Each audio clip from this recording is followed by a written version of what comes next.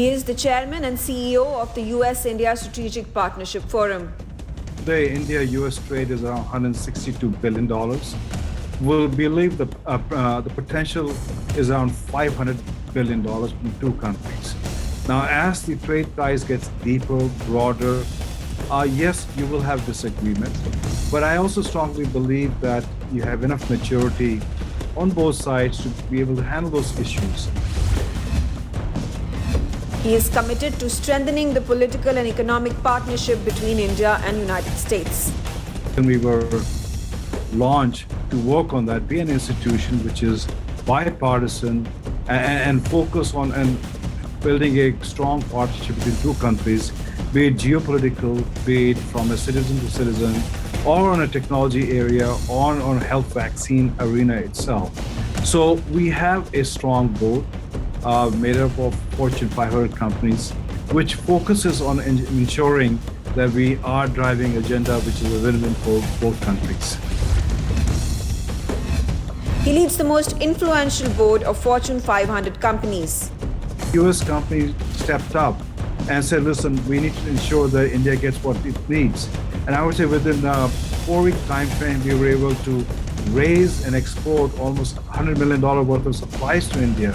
As of today, I would say we have exported roughly around 33,000 oxygen concentrators, a massive amount of almost 270 tons of medical supplies and cryogenic oxygen tanks. He's liaising to enable Quad economies to build secure supply chains. We move forward on the Quad partnership between 4 economies, Australia, Japan, US, and India. You have to understand they make almost $33 trillion economy among the 4. And there's a tremendous opportunity for India to move within the Quad into the economic zone. VaKu Diaspora Broadcasting Network proudly presents Mukesh Aghi on NewsX. Well, hello and welcome to NewsX VaKu. Joining me on the broadcast today is a very special guest, Mukesh Aghi, who is the president and CEO of the US-India Strategic Partnership Forum, which is amongst the most influential change-making business body, not-for-profit forum, which helps India and America come closer together when it comes to trade ties and economic relations. Welcome on the show, Mukesh. It's good to have you. Thank you.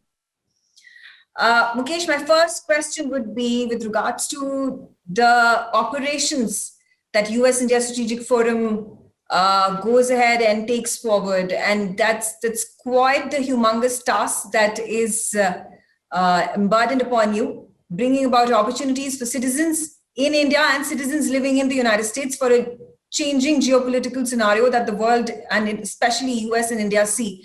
And how do you envisage at this point the future of the Indian diaspora and India's long-term growth prospects in relation to United States?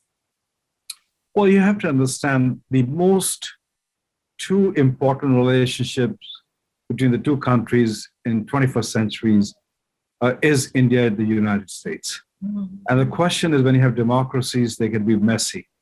So you need an institution which focuses on trying to drive an agenda which is beyond the terms of politicians and bureaucrats. And that's the reason we were launched to work on that, be an institution which is bipartisan and focus on building a strong partnership between two countries, be it geopolitical, be it from a citizen to citizen, or on a technology area, or on a health vaccine arena itself.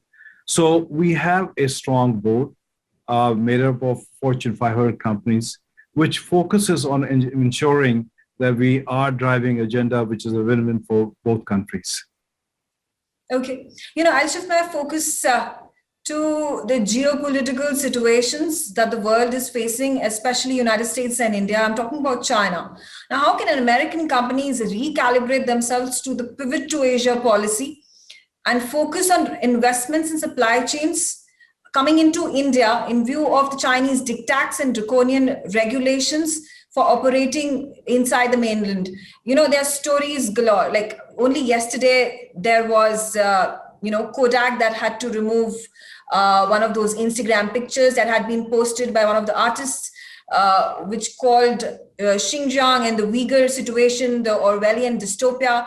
There have been issues when it comes to the Apple stores that have been operating out of mainland China. We are talking about Disney, a lot of these film production companies that have to follow the norms, the political norms of the Chinese Communist Party to ensure their survival and to ensure that they thrive in the mainland. Keeping in mind that's the world's largest population, so revenues also are a significant chunk to be reminded of. So how do we fight this policy versus capitalistic agendas that American companies at this point of time are in a conundrum of? And would there be a possibility of allowing for these supply chains and companies to come invest in India, keeping in mind the relationship is more fluid and it's a more liberal economy over here? Well, China is a challenge for the United States. China is a challenge for India.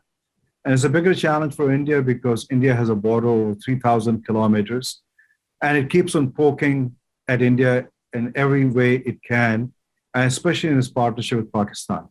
So from a geopolitical perspective, there's an alignment between India and the United States as to how do you tackle rise of China in a international rule of law and order itself.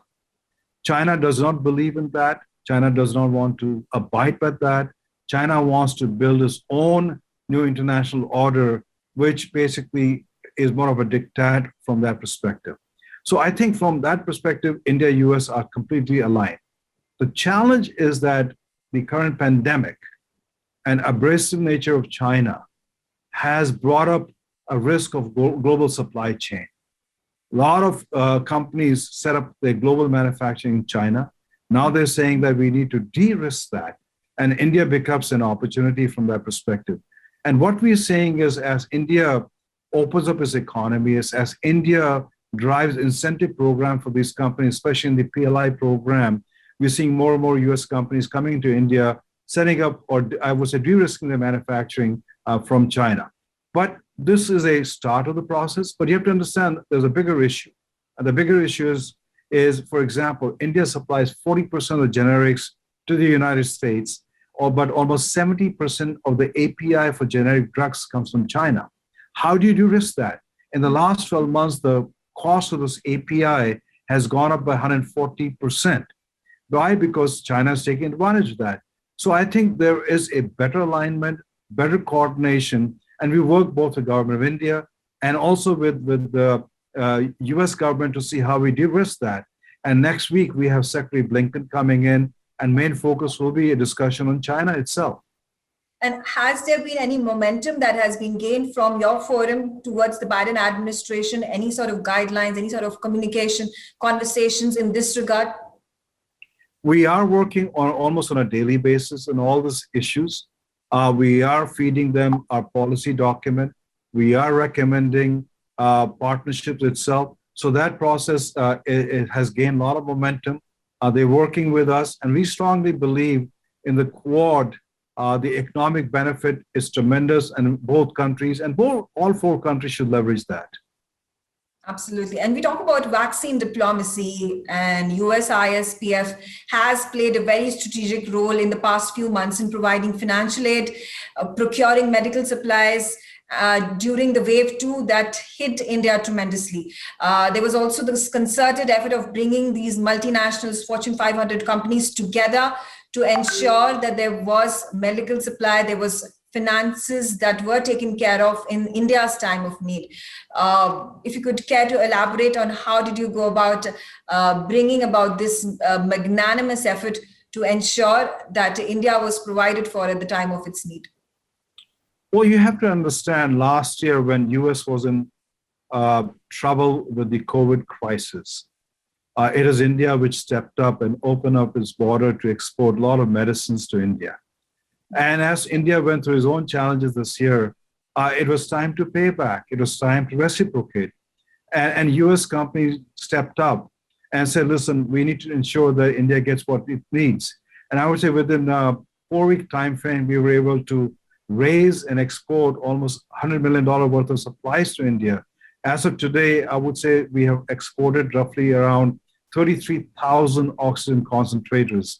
a massive amount of almost 270 tons of medical supplies and cryogenic oxygen tanks. I think it's not about just trying to give back. I think it's a true partnership. You have to understand, we have almost 5 million Indian Americans who are connected back to India. There was a lot of emotional attachment to the country of their birth itself. So they also stepped up itself. So I think you have to understand, beyond the Quad, beyond the trade, you have a very strong emotional attachment by the Indian diaspora, which will step up when there's a need to ensure they can support the country of their birth also. Okay, and finally, there are quite a few opportunities that the Western world is looking when it comes to investing in India, when it comes to ease of doing business in India. But what are the kind of deliberations that would be required in the ongoing policy reforms within our country that would help in further enabling foreign players to come into India and do business in a much smoother fashion? Well, you have to understand companies such as Uber, Google, Amazon, they're all banned in China. India has opened the door. Yes, we have a way to go trying to make an equitable playing field for these players. We have a way to go to meet global standards in having transparency. But at least India has opened up its market. They are listening. They are listening to our policy suggestions. There are sometimes challenges, such as what happened with MasterCard or the e-commerce draft policy, which is coming in. But we are optimistic. We are hopeful that government of India will listen to our recommendations, suggestions, because we mean well for both sides of the border itself. And so the interest by US companies is tremendous. You can see year to year, during this crisis also, the FDI from US is up by 19%.